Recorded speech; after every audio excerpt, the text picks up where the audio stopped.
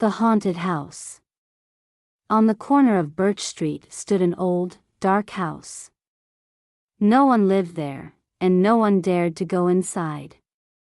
Children whispered that it was haunted, while adults hurried past it without looking. The garden was wild, with tall grass and vines climbing the walls.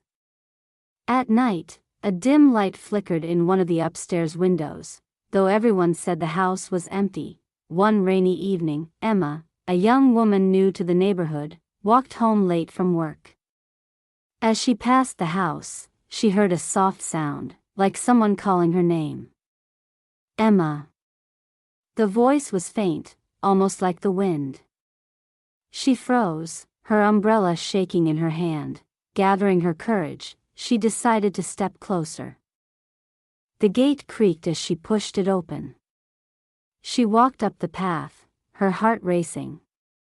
Suddenly, the front door swung open on its own. Inside, the air was cold. Dust covered the furniture, but a small table in the middle of the room was clean. On it lay an old photo of a young woman who looked just like Emma. Beneath the photo was a note, "You are the key." Before she could understand what it meant, the lights went out. When they flickered back on, the photo and the note were gone. Emma ran home, vowing never to return.